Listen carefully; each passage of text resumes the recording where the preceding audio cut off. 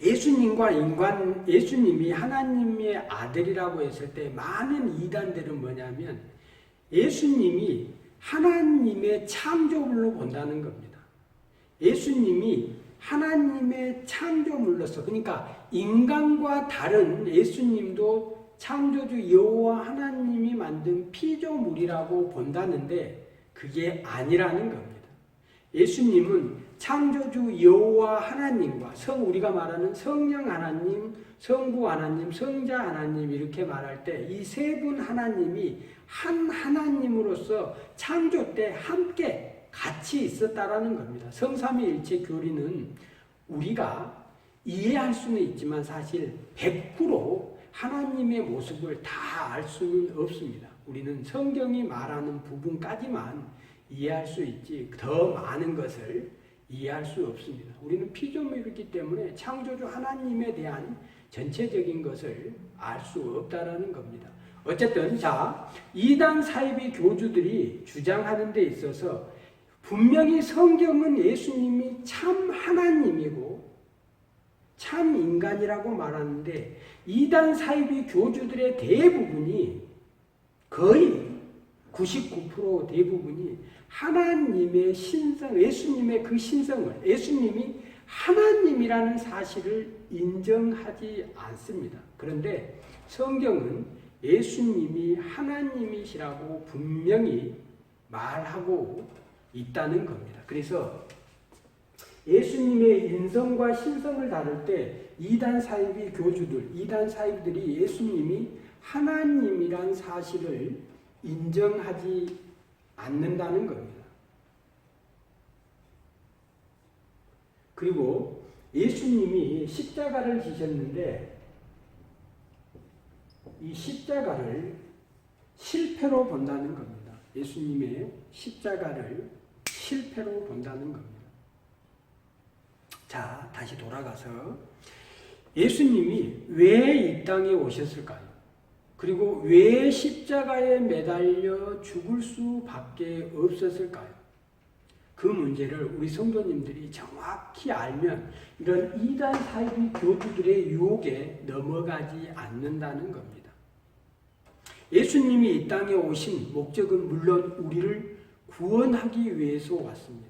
우리 인류의 구원 목적이 예수님의 이 땅에 오신 목적이고 예수님께서 이 땅에 오셔서 또 자기가 창조주이고 너희의 하나님이고 너희의 구원자고 너희들의 아버지고 내가 너희들의 생과 사 모든 것을 주관하는 너희들의 하나님이라는 것을 우리 인간들에게 가르쳐 주시기 위해서 이 땅에 오셨습니다. 그러면 왜 예수님이 참 인간이면서 참 하나님으로 오셔야 했는가? 자, 먼저 예수님이 왜 인간의 모습으로 참 인간으로 오지 않으면 안 되었는가? 예수님은 왜 참 인간으로 오셔야 됐는가? 자, 우리가 예수님의 사역을 얘기할 때 삼중직이라고 얘기를 합니다. 삼중직이라고 얘기를 하는데 예수님이 이 땅에 오실 때 왕으로서 두 번째 선지자로서 세 번째 제사장으로서 예수님이 이 땅에 오셨다는 겁니다. 그래서 예수님의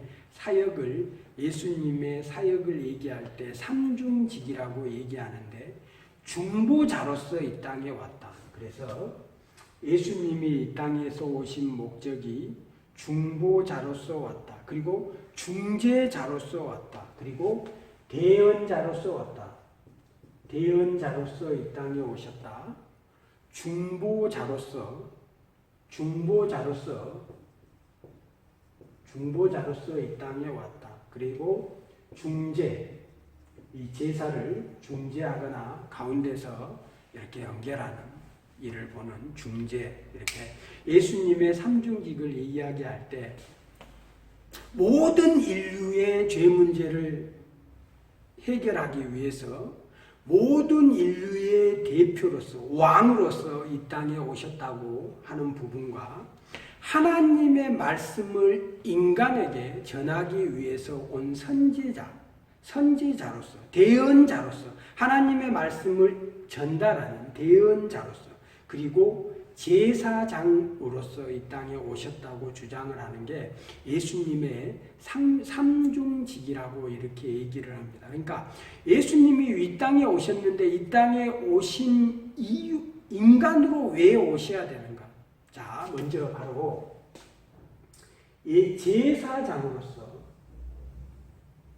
제사장으로서, 그리고 왕으로서, 선지자로서 예수님이 왜 인간으로서 이 땅에 오셨는가? 첫 번째는 죄 문제를 해결하기 위해서입니다. 죄 문제. 우리가 지은 인간이 가지고 있는 원죄 부분, 물론 자범죄 부분도 다 포함되지만 인간은 죄인이라는 이 죄 문제를 해결하는 데 있어서 왜 인간으로 오셔야 되는가? 우리가 예수님을 인간으로 이해하는 데 있어서 예수님은 어떤 인간과 같은 성적 관계가 아니고 예수님은 성령으로 잉태했다고 합니다. 예수님은 성령의 영으로 잉태하고 하나님의 지혜로 잉태를 했는데 예수님이 참 인간이시지만 죄인이 아니라는 겁니다. 예수님이 이 땅에 오신 참 인간이시지만 죄인이 아닌 인간으로 이 땅에 오셨다는 겁니다. 그러면 왜 예수님은 죄 없는 인간으로 이 땅에 오셔야 되는가? 인류의 죄 문제를 해결하기 위해서 이 땅에 오셨는데 하나님께서, 창조주 하나님께서 벌써 성경에 죄의 값은 사망이라고 결정하셨습니다. 죄의 값은 사망입니다. 그래서 모든 인간은 죄인이기 때문에 죄의 문제를 해결하지 않는 모든 인간은 죽어야 됩니다. 그러면 이 죄의 문제를 어떻게 해결할 것이냐? 죄의 문제를 어떻게 해결할 것이냐? 이단 사이비들이 말하는 우리가 이제 구원을 받게 되는데 구원이 선과 악을 구분한다. 선과 악, 우리의 행위, 우리 인간이 어떤 행위를 통해서 선행을 통해서 구원받는다. 악을 하면 지옥 가고 선을 하면 천국 받고 그게 아닙니다. 성경은 죄와 의의 문제를 해결하고 구원받는 것이지 선, 악을 구분해서 구원받는 게 아니라는 사실을 우리 성도님들이 분명히 기억하셨으면 좋겠고, 자, 왜 예수님이 이 땅에 오셨는데 죄 없는 인간으로 오셔야 했는가? 바로 우리 인간의 죄 문제를 해결하기 위해서입니다. 자, 우리 성도님들에게 쉽게 예를 들어보겠습니다. 어떤 영화에 보면 사형수가 있는데 쌍둥이 형제가 그 사형수하고 이리 바꿔치기를 해서 그 쌍둥이 형제가 사형수는 밖으로 도망을 쳐서 자유의 몸을 얻고 그 다른 쌍둥이 형제는 그 죄인 대신 죽습니다. 그걸 가지고 우리 성도님들이 이해를 좀 해주셨으면 좋겠습니다. 우리는 죄인입니다. 내가 죄인이에요. 그래서 지옥에 가서, 이 감옥에 가서 영원히 고통받고 죽을 수밖에 없는데 이 죄 문제를 해결을 해야 됩니다. 내가 길 가다가 교통신호를 위반하고 벌을 받았어요. 그러면 그 벌에 대한, 그 죄에 대한 죄값으로 벌금, 그 죄에 대한 벌금을 내야지만이 된다는 겁니다. 그래서 하나님께서 인간에게 죄인이기 때문에 이 죄의 값으로 사망, 죽어야 된다고 분명히 말씀을 했어요. 그래서 그러면 죽지 않으려면 이 죄 문제를 해결해야 되는데 바로 내가 죽어야 될 그 문제를 예수님께서 대신 죽어준, 내가 죽어야 되는데 예수님이 나 대신, 나의 죄 문제 대신 죽어주신 겁니다. 모든 인류가, 이 왕이라는 개념은 모든 인류를 대표해서, 그러니까 예수님이 이 땅에 오셔서 십자가에 매달려 죽은 이유는 모든 인류의 구원입니다. 인류의 구원을 위해서 십자가를 죽으셨는데, 자, 십자가를 모든 인류를 위해서 십자가에 매달려 죽으셨습니다. 그런데 예수님이 지금 왜 인간의 모습으로 죄 없는 인간이어야 하냐? 자, 내가 죄인인데 나와 똑같은 죄인이 나 대신 죽는다고 해서 나의 죄 문제는 해결될 수 없다는 겁니다. 나의 죄 문제를 해결하기 위해서는 죄가 없는 인간이 내 대신 죽어줘야 된다는 겁니다. 그래서 예수님이 이 땅에 오신 참 인간으로 오셨는데 예수님은 죄가 없는 참 인간. 그래서 첫 아담이라고 얘기할 때 아담이 죄 짓기 전에 참 인간의 모습을 가끔 예수님의 모습으로 예수님으로 오해표를 드는데 예수님이 이 아담이 타락하기 전에 참 인간의 모습으로 예수님이 오셨다는 겁니다. 죄가 없는 상태. 그래서 죄가 없는 상태여야지만이 성경에 보면 유월절 어린 양 이렇게 할 때 그 어린 양을 제물로 바치고 비둘기의 새끼를 제물로 드리는 이유가 바로 때묻지 않은 죄가 없는 제물을 상징한다는 겁니다. 죄 문제를 해결하기 위해서 다른 이런 우리와 똑같은 인간, 죄인이 나를 구원할 수 있다. 이긴 자다, 보혜사다, 기계비사자다, 약속의 목자다, 동방입니다. 전부 종교 사기고 가짜라는 겁니다. 나의 죄 문제를 해결하기 위해서는 죄가 없는 참 인간이어야 되는데 그 죄가 없는 참 인간은 바로 오직 예수 그리스도, 우리 예수님, 성자 하나님 뿐이라는 겁니다. 자, 이제 예수님이 왜 인간의 모습으로 참 인간으로 이 땅에 오셔야 되는가? 그러면 예수님이 왜 참 하나님이셔야 되는가? 예수님은 왜 이 땅에 오셨고 예수님은 참 하나님으로서 이 땅에 오셔야 되는가? 첫 번째, 우리가 죄 문제 해결을 위해서 예수님이 참 인간의 모습으로 오셔서 나의 죄 대신에 예수님이 십자가에 매달려 죽으셔야 했다는 겁니다.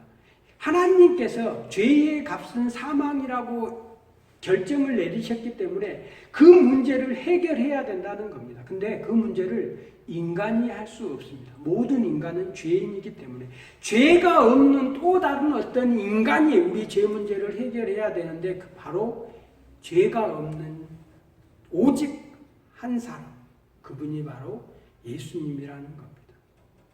자, 죄를 해결하기 위해서, 죄 문제를 해결하기 위해서 예수님은 참 인간의 모습으로 이 땅에 오셔야 했습니다. 그리고 그러면 왜 예수님은 참 하나님이셔야 되는가? 하나님이셔야 되는가? 예수님이 십자가에 매달려 피 흘려 죽으시고 바로 부활하게 됩니다. 우리 기독교인, 우리 그리스도인들에게 있어서 가장 중요한, 너무너무 중요한 비전이고 희망이고 목적이고 목표이고 바로 부활입니다. 부활. 예수님이 이제 죽었다가 다시 살아났는데, 자, 이게 우리 성도님들이 반드시 알아야 될 게, 죄의 값은 사망이라고 얘기를 했습니다. 사망, 이 죽음.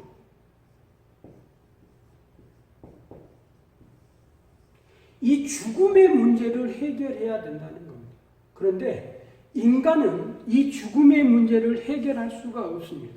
우리 인간의 생명, 살고 죽고의 모든 생사에 관련된 모든 문제는 창조주 여호와 하나님에게 달려 있습니다. 바로 예수님께서 이 땅에 오셨는데 참 하나님으로서, 성자 하나님으로서 이 땅에 오셔야 하는 이유가 바로 죄의 값은 사망이라고 했는데 이 사망의 문제를 해결해야 된다는 겁니다. 이 죽음의 문제를 해결해야 된다는 겁니다. 그래서 예수님이 바로 십자가에 매달려 죽으시고 사망 권세와 싸워 승리하셨다고 했을 때 우리 성도님들이 예수님이 십자가에 매달려 죽음의 권세, 사망 권세와 싸워서 이겼다라고 하는데 이 죽음, 사망 권세는 사탄의 권세와는 다른 겁니다. 다른 부분입니다. 우리가 영원히 죽느냐, 영원히 지옥에 사느냐 어떤 그런 문제가 아니고 죽음, 우리의 죽음의 문제를 해결하셔야 되는데 이건 인간이 할 수 없는 창조주 하나님의 쉽게 신의 영역이라는 겁니다. 죽음. 자, 예수님이 싸워서 이기셨는데 사망 권세와 싸워 이겼다는 겁니다. 이단 사이비 교주들이 자신들도 이긴 자라는 겁니다. 무엇과 싸워 이겼냐는 거예요. 사탄과 싸워 이겼다? 니골라당과 싸워 이겼다? 바리새인과 싸워 이겼다? 이단 사이비 교주들이 싸워서 이긴 자, 이건 잘못된 것입니다. 예수님이 싸워서 이긴 건 죽음, 사망 권세와 싸워서 이긴 겁니다. 죽음의 문제, 이 죽음의 문제를 해결했다는 겁니다. 근데 이 죽음의 문제는 인간이 할 수 없습니다. 오직 하나님만이 이 사망과 죽음의 주권자이기 때문에 모든 권세를 가진 하나님만이 창조주이고 모든 죽고 사는 문제를 해결할 수 있는 권세를 가진 창조이기 때문에 그 하나님만이 바로 이 사망의 죽음의 문제를 해결할 수밖에 없다는 겁니다.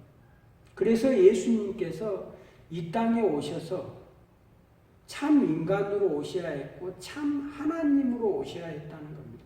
참 인간으로 오셔서 죄의 문제를 해결하고 참 하나님으로 오셔서 이 죽음의 문제, 사망이라는 이 권세와 싸워서 승리하심으로 인해서 이 죽음, 사망의 문제를 해결함으로 인해서 이제 우리는 영원히 죽을 수밖에 없었던 우리 인간은 예수님의 이 공로로 인해서 이제 영원히 살 수 있는 예수님처럼 부활해서 하나님 나라에 살 수 있는 희망을 가지게 되었다는 겁니다.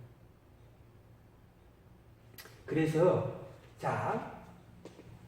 예수님이 왜 인간으로 이 땅에 오실 수밖에 없었는가? 그러면서 예수님은 왜 참 하나님이신가라는 문제는 우리의 죄 문제를 해결하고 사망과 죽음의 문제를 해결했다는 겁니다.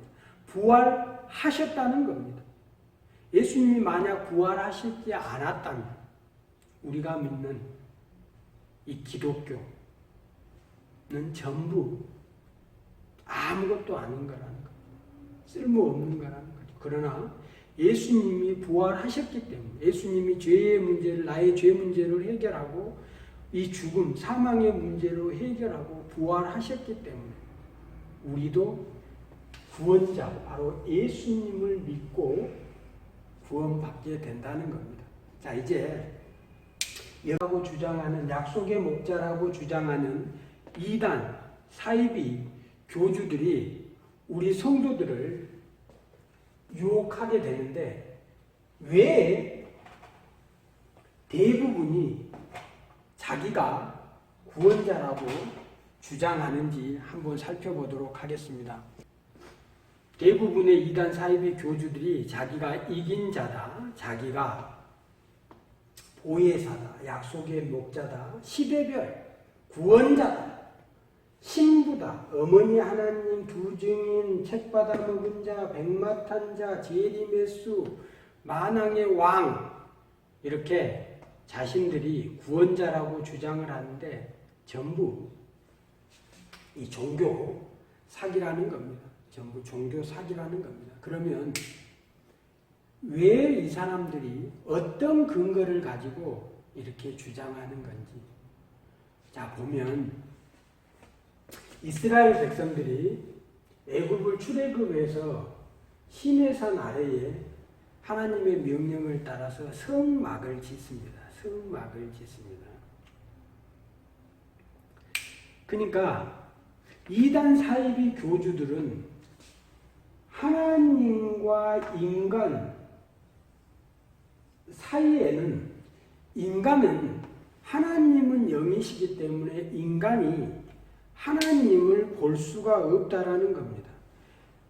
인간은 피조물이고 하나님은 신이기 때문에 이 피조물이 중보자 없이, 대언자 없이, 중재자 없이, 중간에 어떤 매개체가 없이는 인간은 하나님을 볼 수도 없고 알 수도 없다라고 주장한다는 겁니다. 그래서 반드시 인간을 하나님에게 안내하는 중재자, 중개자, 대언자, 그러니까 하나님의 말씀을 인간들에게 전달하는 대언자가 있어야 된다라고 주장하는 게 이단 사이비 교주들이고, 구약에 보면 이스라엘 백성들이 하나님에게 제사를 드릴 때도 항상 제사장, 대제사장을 걸쳐서 모든 인간은 하나님에게 제사를 드렸다는 겁니다. 그래서 제사장, 그리고 모든 우리가 보통 왕은 하늘에서 났다, 임금은 하늘이 세운다, 이런 식으로 해서 어떤 인간을 대표하는 이걸 왕을 하는데, 왕은 하나님이 내린 인간을 다스리는 중재자 역할, 왕으로서 이렇게 해서 왕, 선지자, 제사장 이렇게 얘기를 하는데, 우리 개신교가, 카톨릭에서 개신교가 이렇게 개신교가 잘못되었다라고 하고 나온 가장 큰 이유가 뭐냐면 바로 이 문제입니다. 이 중재자, 대제사장, 선지자, 대언자, 이 중보자의 문제인데,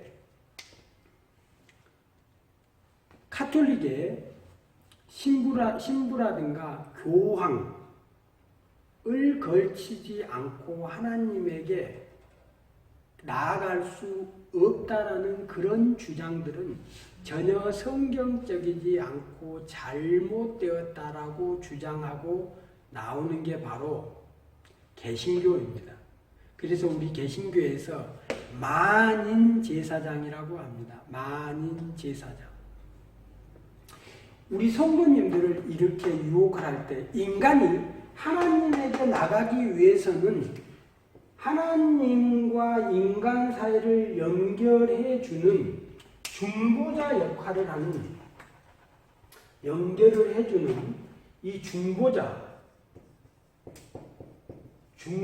역할을 해주는, 중재자 역할을 해주는, 그 다음에 대언자 이렇게 역할을 해주는 중간에서 누군가가 있어야 된다라고 얘기를 하는데, 마치 그런 것처럼 성경은 정말 그런 것처럼 이단 사이비 교주들이 주장하는 것처럼 보입니다.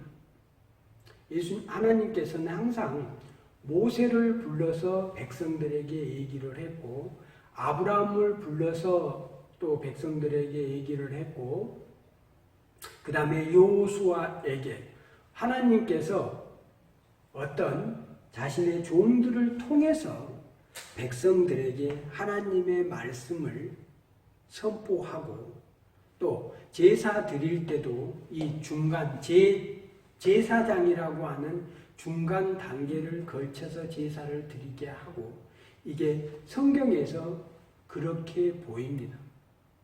정말 그런 것처럼 보입니다. 그런데 우리 성도님들이 항상 그러지 않다는 걸 아셔야 합니다. 자, 하나님께서 아담에게 말씀을 하셨습니다. 아담은 인간입니다. 하나님께서 이 사이에 어떤 중재자를 거치지 않고 아담에게 직접 말씀을 하셨습니다. 하나님께서 노아에게 어떤 이 중간 단계에 대언자의 가정을 걸치지 않고 노아에게 직접 말씀하셨습니다. 아브라함에게도 직접 말씀하셨습니다. 모세에게도 직접 말씀하셨습니다. 모세도 노아도 아브라함도 우리와 똑같은 인간입니다. 그냥 죄인이었습니다. 하나님께서 직접 성경에서 인간에게 말씀하신 부분도 많이 있습니다. 그런데 이제 하나님께서 구약에 이스라엘 백성들을 애굽에서 출애굽시킨 다음에 시내산 아래 모이게 하고 성전을 만들게 합니다. 그리고 성전을 성소와 지성소로 나누고 하나님께서 거기에 임재하겠다, 머물겠다고 하시면서 모세에게 이런 말씀을 전하는데, 자, 중요한 건 이단 사이비 교주들이 말한 것처럼 반드시 어떤 대언자나 중보자나 중재하는 사람이 필요하지 이제 않다는 겁니다. 이단 사이비 교주들, 이단 사이비들이 지금 자기가 이긴 자다, 보혜사다고 이렇게 주장하는 내용들이 인간은 하나님에게 직접 갈 수 없고 누군가를 걸쳐서 가야 하는 것처럼 주장을 하지만 잘못된 종교 사기고 잘못된 거라는 것. 왜 이제 이들의 주장이 잘못된 것인지 한번 다시 알아보자는 겁니다. 왜 이들의 주장이 잘못되었는지 한번 알아보도록 하겠습니다. 이단 사이비, 많은 사이비들이 대언자, 중보자가 필요하다라고 얘기를 합니다. 근데 아주 잘못되었다는 걸 말씀을 드리겠습니다. 예수님이 십자가에 매달려 돌아가신 그때 예루살렘 성전에 성소와 지성소를 가로막고 있는 휘장이 찢어져 버립니다. 성소와 지성소를 가로막고 있는 휘장이 찢어져 버립니다. 예수님이 이 땅에 오심으로 인해서 오셔서 십자가에 매달려 돌아가심으로 인해서 이 대언자, 중보자의 이 역할들이 이제 필요 없게 됩니다. 이걸 우리는 만인 제사장 제도라고 이렇게 얘기를 합니다. 만인 제사장 제도라고 이렇게 얘기를 하는데, 베드로전서 2장 9절, 그리고 계시록 1장 6절, 계시록 5장 10절, 그리고 또 갈라디아서 3장 28절, 이런 성경 근거를 바탕으로 이제 예수님께서 십자가에 매달려 죽음으로 인해서, 그리고 중보자, 중재자, 대언자의 이건 이제 의미가 없습니다.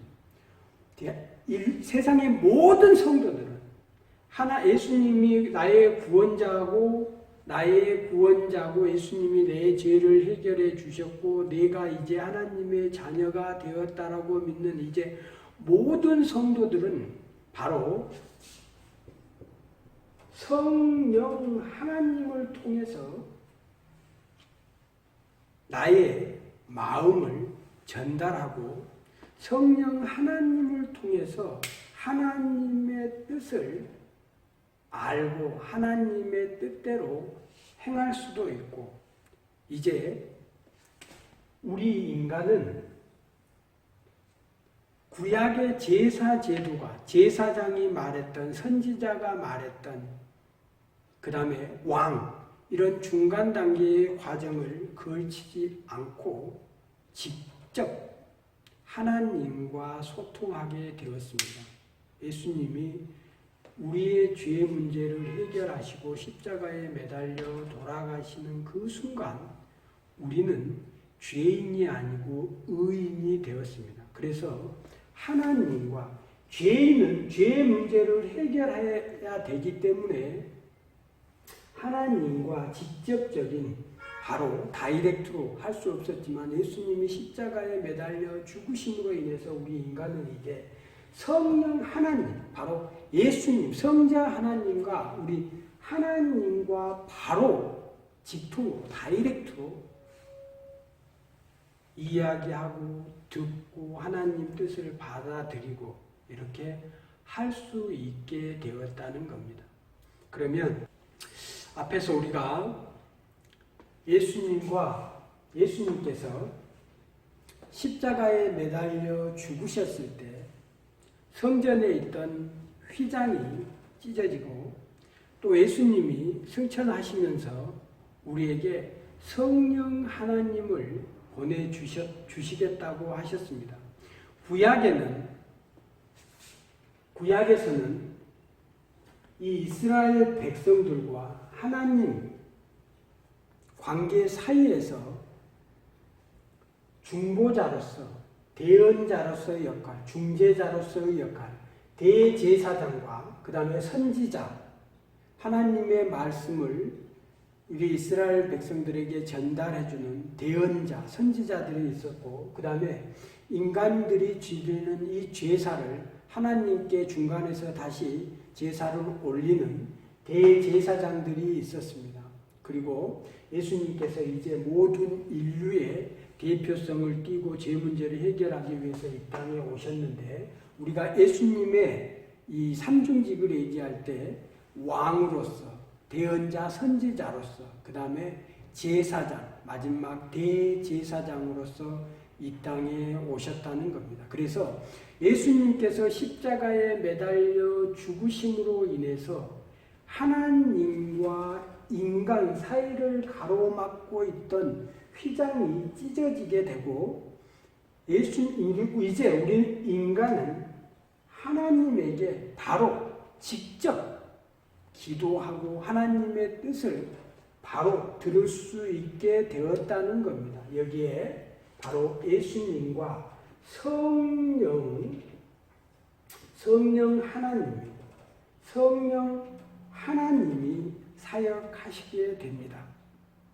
근데 이단 사이비 교주들은 이 자리에 인간이 있어야 된다는 겁니다. 인간은 하나님에게 바로 갈 수 없기 때문에 누군가 중간에서 중보자 역할, 대언자 역할, 중재자 역할을 해야 한다라고 주장하는 게 이단 사이비 교주들의 공통된 주장이라는 겁니다. 자, 그래서 이제 그들이 주장하는 이긴 자, 자신들이 이긴 자라고 주장합니다. 박태선 교주, 그 다음에 박태선, 그 다음에 이만희, 그리고 또 구인회, 이렇게 많은 사람들이 자신들이 이긴 자라고 주장하는데 이 사람들이 주장하는 성경 근거 구절은 요한계시록 2장 3장에 일곱 교회들이 나옵니다. 예수님께서 일곱 교회들에게 말씀하시면서 이기는 자들에게는 너희들이 지금 로마의 핍박으로부터 세상의 핍박으로부터 고통받고 있지만 그 시련을 이겨내고 끝까지 인내하는 자들에게는 내가 상급을 주겠다라고 말씀하신 이긴 자가 나옵니다. 이기는 자가 나오는데 그 이긴 자가 자기들이라고 주장을 합니다. 그런데 이제 우리 성도님들이 요한계시록 2장 3장 일교교회에 대해서 나오는데 거기에 이긴 자가 7번 정도 나옵니다. 거기를 가서 살펴보면 이 이긴 자들에게 준다고 말한 그 상급은 어떤 교주 개인에게 주는 게 아니고 너희들에게, 교회들에게, 단수 개인이 아닌 복수의 성도들에게 주겠다는 내용입니다. 그래서 이단 사이비 교주들이 이 성경을 가지고 종교적으로 사기를 친 겁니다. 우리 성도님들을 속인 것입니다. 200만 명의 이단 사이비에 빠진 신도들이 있는데 이런 부분에 속고 있다는 겁니다. 이단 사이비 교주들이 우리 성도님들, 여러분들이 누려야 될 상급과 복을 중간에서 가로채 버리는 겁니다.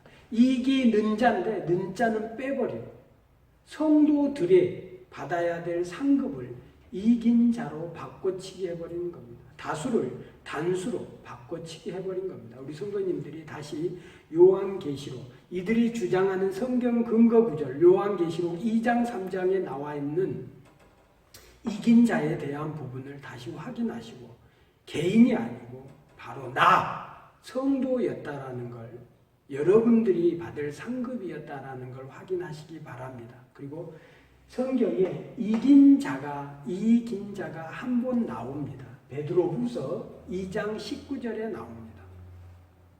베드로후서 2장 19절에 보시면 이긴 자가 나오는데 이 이긴 자에 대한 내용은 거짓 선지자와 거짓 선생을 가리킵니다. 결국 적그리스도를 가리킵니다.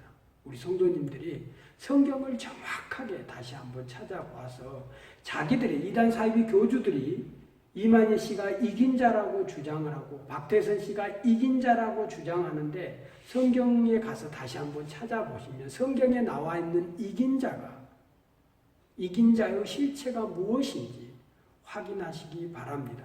베드로 후서 2장 19절 성경에 한 번 이긴 자가 나오는데 그 이긴 자는 이만희, 박태선 이 인간이 아니라 박태선, 이만희 자신들이 이긴 자라고 주장하는데 성경에 이기는 자는 성도들을 가리키는 것이고 이긴 자는 거짓 선생, 거짓 선지자, 적그리스도를 가르친다는 사실을 우리 성도님들이 지금 바로 성경을 꺼내서 한번 확인해 보시면 좋겠습니다. 두 번째, 자신들이 보혜사라고 주장을 합니다. 자신들은 육체 보혜사라는 겁니다. 예수님의 영이 자기들의 몸무에 왔다는 겁니다. 아까 1세기 이단 사이비 교주들 중에 김성도 씨를 얘기를 했고 김성도가 주장한 교리 중에 구름이, 그들은 비유로 풀면서 구름은 육체라는 겁니다. 어떻게 예수님이 구름을 타고 온다는 게 이걸 믿지 않습니다. 그러니까 이단 사이비 교주들은 창조주 하나님에 대한 하나님의 전지전능성, 그러니까 예수님이 물 위를 걸으셨던 예수님입니다. 물은 구름 위의 성품과 같습니다. 물 위를 걸으셨던 예수님이 구름을 타실 수 없다?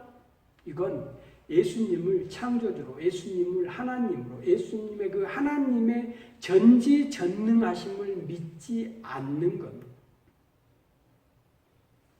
예수님께서 오실 때 분명히 구름을 타고 이 땅에 오신다고 했습니다. 그리고 우리 성도님들, 예수님이 마지막 때 이 땅에 오셨을 때 우리 성도님들이 걱정하실 것이 없습니다.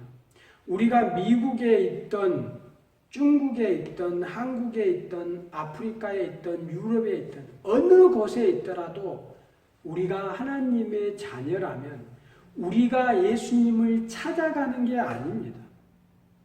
하나님이 우리를 찾아오시는 거지 인간이 구원자를 찾아 나서는 게 아닙니다. 하나님께서 우리를 찾아와 주신다는 겁니다. 그리고 하나님이 미국에서도 보일 수 있고 한국에서도 보일 수 있고 유럽에서도 보일 수 있고 지구가 둥글지만 동시에 손오공이 머리를 뽑아서 자기와 같은 존재를 여러 개를 만들었던 것처럼 하나님 그 부분은 하나님의 능력입니다. 우리가 알 수 없는 하나님의 크고 놀라운 능력입니다. 그걸 우리 인간이 판단할 수는 없습니다. 우리 인간이 구원자를 찾아가는 게 아니고 마지막 날 때에 하나님이 주님께서 우리에게 찾아와 주신다는 걸 우리 성도님들이 기억해 주셨으면 좋겠습니다. 그래서 오늘 지금 보혜사, 이 보혜사는 요한복음 14장 16절에 예수님께서 이제 부활하셔서 승천하시면서 또 다른 보혜사를 너희들에게 보내주겠다라고 했으니까 그 보혜사가 누구겠느냐라고 우리 성도님들을 미혹합니다. 근데 거기 요한복음 14장 16절, 요한복음 14장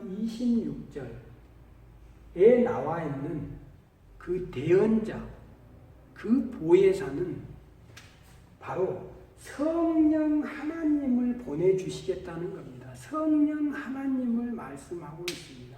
성령 하나님이 우리에게 오셔서 우리를 하나님 곁으로 이렇게 안내하고 인도하고 예수님의 그 십자가의 도를, 예수님의 그 십자가 사건을 구원의 사건으로 믿게 하는 성령 하나님을 보내주시겠다라고 하는데, 성경을 해석하는 부분에 있어서 파라크레토스라고 하는 그 성경이 이제 성령 하나님의 사역 중에 우리를 보호하시고 우리를 인도하시는 사역이 있는데 그걸 파라크레토스라고 합니다. 그래서 파라크레토스는 성령 하나님을 말씀하는데 그 성령 파라크레토스를 영어 성경으로 헬라에서 영어를 우리 한국어로 이렇게 번역하는 과정에서 보혜사라고 기록해 놓았는데 이단 사이비 교주들이 그것을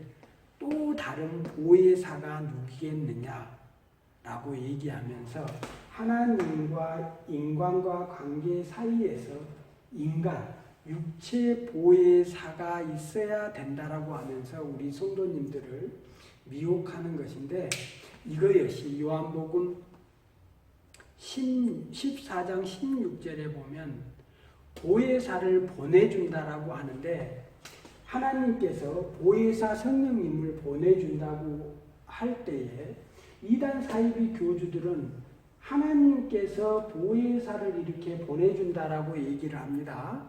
근데 성경에 보면 하나님께서 보혜사를 보내주는데 너희들에게, 그러니까 보혜사를 보내주는데 너희들에게, 모든 사성도들에게 이 보혜사를 보내주는데 이단 사이비 교주 한 명에게 보내주는 게 아니고 여러 명의 다수의 성도들에게 보혜사를 보내준다라고 얘기하고 있습니다. 그래서 요한복음 14장 16절 성경을 지금 펴놓고 확인해 보시기 바랍니다.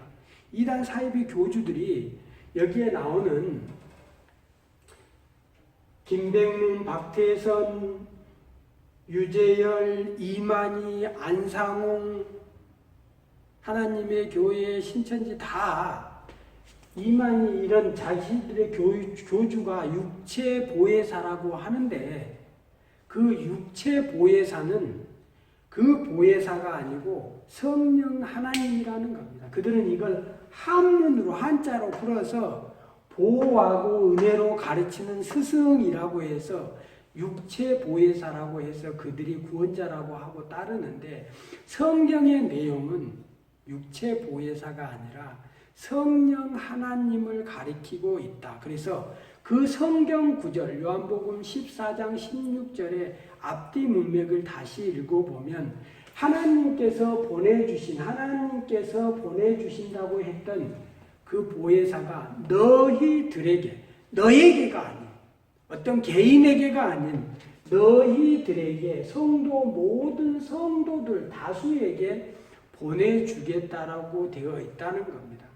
그래서 어떤 논쟁을 하자는 것이 아니고 이단 사이비 교주들이 성경을 가지고 사기를 쳤다는 걸 성경을 가지고 확인하자는 겁니다. 그래서 지금 우리 성도님들이 다시 성경을 펴놓고 요한복음 14장 16절에서 성경이 뭐라고 말하고 있는지, 너희라는 어떤 보혜사라고 하는 이단 사이비 교주 한 사람에게 보내주신다고 했는지, 아니면 성도 모두에게 보내준다고 했는지 확인해 보시면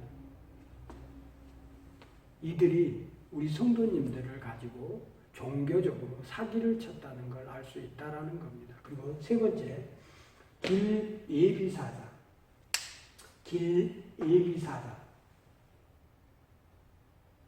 세례 요한이 예수님이 오시기 전에 세례 요한이 예수님의 길을 예비하는 부분이 있습니다. 그리고 또 보니까 신명기 18장 15절에서 12절에 보면 예언된 선지자 부분을 이야기합니다. 예언된 선지자 부분을 얘기를 해요. 그래서 선지자 한 명을 보내주겠다라고 예언을 했다라고 합니다.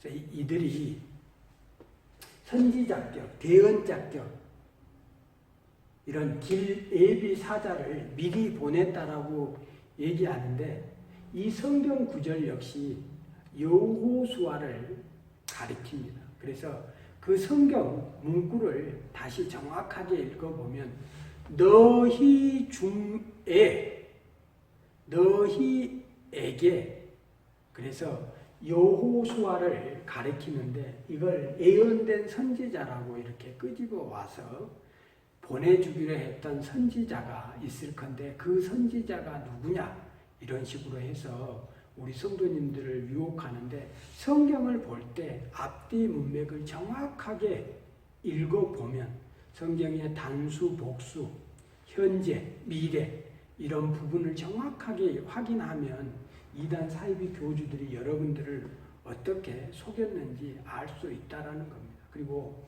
약속의 목자, 이건 시대별 목자인데, 시대마다 노아 시대, 아담 시대는 아담을 따라야 구원받고, 노아 시대 때는 노아를 따라야 구원을 받고, 아브라함 시대 때는 아브라함을 따라야 구원을 받고, 모세 시대 때는 모세를 따라야 구원받고, 여호수아 때는 여호수아를 따라야 구원받고, 예수님 시대 때는 예수를 믿어야 구원받는다라고 하는 그럴싸한 세대주의자들이 이걸 세대별로 이렇게 나눠서 시대마다 구원자, 목자가 있다. 그래서 그 목자를 따라야 한다.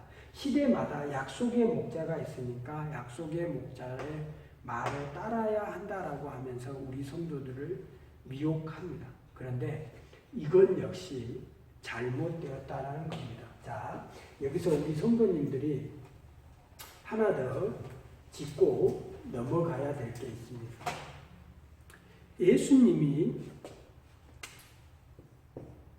구약의 구원자는 누구냐? 그럼 신약의 구원자는 누구냐? 라는 질문을 합니다. 이건 역시 잘못된 질문이고 사기입니다. 우리 인간을 구원하실 분은 오직 하나님뿐입니다. 우리의 구원자는 하나님입니다. 구약에 여호와는 메시아라는 말이 있습니다. 그리고 신약에 예수 그리스도라는 말이 있습니다. 구약에 여호와는 메시아, 여호와 하나님은 구원자입니다. 그러면 예수 그리스도, 예수님은 구원자입니다. 그런데 이 예수라는 말, 이 예수라는 말, 지저스, 예수, 여호수아, 여호와, 여호와, 여호수아, 예수, 지저스 이렇게 가고 우리가 지금 예수라고 말하는데 이 예수의 의미는 하나님은 구원자라는 말이에요. 여호와는 메시아라는 말과 예수는 그리스도라는 말은 같은 의미이고 하나님은 구원자라는 겁니다. 그래서 구약 시대에도 이스라엘 백성들은 성도는 하나님을 믿어서 구원받는 거고 신약 시대에도 성자 하나님, 인간의 모습으로 오신 그 하나님을 믿어야 구원받는 거고 지금 현재 역시도 인간의 구원은 창조주 여호와 하나님, 인간의 구원은 하나님에게 달려 있습니다. 여기에 이단 사이비 교주들이 말하는 인간이 우리를 구원할 수 없습니다. 이들은 다 우리와 똑같은 죄인입니다. 죄인이 우리의 죄 문제를 해결할 수가 없습니다. 자기들이 하나님과 인간 사이에서 중보자 역할, 대언자 역할, 중재자 역할을 한다고 하지만 이제 예수님이 십자가에 매달려 돌아가심으로 인해서 예수님이 그 사역을 죄와 싸워서 죄의 문제를 해결하고 죽음의 문제를 해결함으로 인해서 이제 필요가 없습니다. 그래서 이단 사이비 교주들이 말하는 이긴 자, 보혜사, 기레비사자, 시대별 약속의 목자가 있다? 전부 종교적 사기라는 겁니다. 이들이 주장하는 성경 근거 구절의 앞뒤 문맥을 다시 확인해 보자는 겁니다. 그리고 동방의 의인이다. 박태선, 그 다음에 이만희, 그 다음에 문선명, 그리고 백남주, 김백문, 김성도, 동방에서 의인이 나온다. 한국에서 의인이 나온다. 성경의 동방은 이스라엘의 동쪽을 의미하지 이 동방을 이 대한민국 한반도를 말하는 게 아니라는 겁니다. 여러분들이 그 성경 인터넷에 가시면 구글, 네이버 다음에서 그 다음에 성경 관련 사이트들이 많은데 거기 가서 동방이란 그 단어를 치면 성경에 나와 있는 모든 동방에 관련된 성구가 다 나오는데 거기서 확인하시면 이단 사이비 교주들이 어떻게 여러분들을 속이고 거짓말을 했는지 바로 확인하실 수 있다는 겁니다. 그래서 우리 성도님들이 꼭 확인하셨으면 좋겠습니다. 그래서 여기 대부분의 초반에 말씀드렸던 김백문, 박태선, 문선명 이단 사이비 교주들이 우리 성도님들을 미혹하고 유혹할 때 대부분 다 요한계시록으로 장난을 치는데 요한계시록에 나와 있는 두 증인, 그 다음에 책받아 먹었다, 백마탄자다, 그리고 신부란 말이 나옵니다. 신부, 어머니 하나님. 바로 예수님이 인간의 모습으로 인간이시기 때문에 어떤 신부, 예수님이 장가를 보내야 되니까 예수님이 장가를 가려 하면 신부가 필요하니까 이런 식으로 성경에 요한계시록에 기록된 그 신부 부분을 잘못 해석하는데 성경에 여자란 부분이 나옵니다. 이 여자는 교회 공동체를 얘기를 합니다. 이 교회의 공동체를 얘기를 합니다. 그리고 두 번째, 신부 역시 하나님의 백성들, 교회의 공동체를 얘기를 하는 것이지 교회의 공동체, 예수님이 교회의 머리가 되시고 교회 아내, 부부, 예수님과 성도의 모임인 교회가 하나 되는 그런 전체적인 하나님 나라를 이루는 교회의 공동체에 있어서 예수님이 신랑이 되시고 우리 교회 공동체 성도들은 신부가 되는 것을 의미하는데 이단 사이비 이 교주들이 이 신부라는 이 말을 가지고 어머니 하나님이다.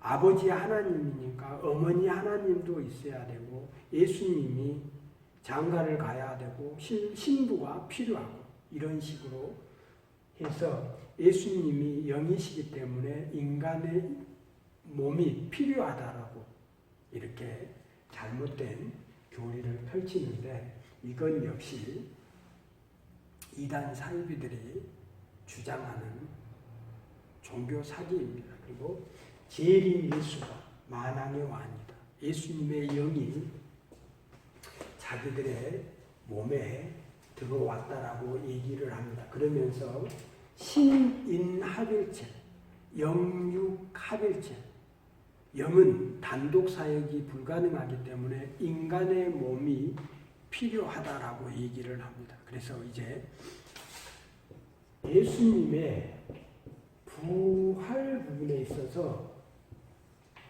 대부분의 이단 사이비 교주들이 예수님의 부활 사건에 있어서 예수님의 육체 부활을 인정하지 않고 예수님의 영적인 부분만 인정을 합니다. 그게 뭐냐면 성경에 육은 무익하고 육은 악하다는 성경 구절이 있습니다. 그래서 이 예수님의 육체는 부활하지 않았다라고 여러분들에게 사기를 치는데 예수님이 부활하셔서 예수님이 제자들에게 모인 곳에 가서 도마에게 자신의 못자국, 손의 못자국과 옆구리의 창자국을 만져보라고 얘기를 합니다. 그리고 생선과 떡을 달라고 해서 같이 식사를 합니다. 이단 사이비 교주들의 주장대로라면 영이 어떻게 식사를 할 수 있냐? 예수님은 육체 또한 부활하셨다는 겁니다. 성경에 예수님이 육체적인 부활, 확실하게 육체를 보였고 그리고 눈에 보였다라는 건 물체를 가지고 있었다라는 겁니다. 실체가 있었다라는 겁니다. 그런데 이단 사이비들은 그걸 인정하지 않습니다. 그 이유가 바로 신인합일체, 영육합일체, 이단 교주 자기의 몸 안에 예수님이 들어와야 되는데 자기의 몸 안에 예수님이 들어와야 자기가 재림 예수다, 보혜사라고 주장을 할 건데 예수님이 몸도 가지고 있다라고 해버리면 자기 이단 사이비 교주의 몸과 자기의 몸이 충돌을 일으키니까 자기의 거짓말이 들통나니까 육체 부활은 부인합니다. 그런데 우리 성도님들이 이단 사이비 교주들의 영육합일체, 신인합일체, 그리고 예수님의 육체 부활의 가짜라, 잘못되었다. 자, 사망, 우리가 말한 이 사망, 죽음이라는 의미는 우리의 육체와 영이 분리된 것을 얘기를 합니다. 성경에서 말할 때, 우리가 말할 때, 우리 성도님들이 사람이 사망했다, 죽었다의 의미는 우리의 영과 육체가 나뉘어졌다는 걸 의미를 합니다. 그러면 이 부활의 의미는 뭐냐면, 자, 이 죽었다는 사망에 대한, 죽음에 대한 반대 개념이, 이 죽음에 대한 반대 개념이 부활인데, 이 부활의 의미는 다시 살아났다는 걸 의미합니다. 부활했다. 다시 살아났다. 그러면 살았다는 건 바로 육체하고 영이 하나 되었다는 겁니다. 육체와 영이 분리되면 죽음이라고 한다면 육체와 영이 다시 하나 되는 게 살아나는 겁니다. 그러면 다시 부활했다라고 우리가 말할 수 있다는 겁니다. 그러니까 자신들이 예수님의 부활을 믿으면서 50%만 믿는다는 겁니다. 그건 예수님의 부활을 믿지 않는다는 겁니다.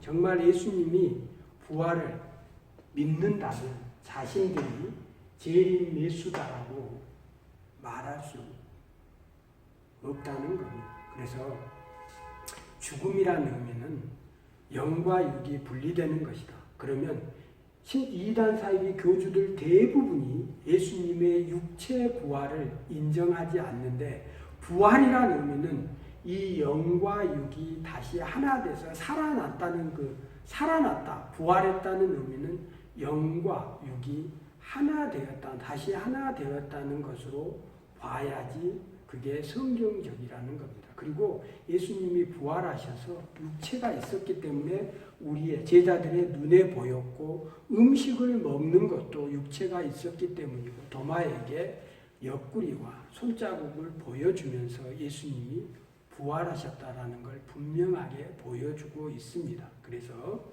우리 성도님들이 이단 사이비 교주들이 자신이 이긴 자다, 자기가 보혜사다, 기레비사자다, 약속의 목자다, 동방의 의인이다, 그 다음에 두 주인이다, 책받아 먹은 자다, 백마를 탄 자다, 제리메스다, 만왕의 왕이다라고 이렇게 주장하는 게 전부 다 종교 사기라는 겁니다. 오늘 이단 계보, 1세대 이단 사이비 교주들의 주장, 그 다음에 교주들의 별칭을 통해서 요즘 이단 사이비 교주들이 자신들이 이긴 자다, 보혜사다, 기레비사다다 이렇게 주장하고 있는, 제리메수다라고 이렇게 주장하는 주장들이 종교 사기이고 성경을 도용한 완전 사기입니다.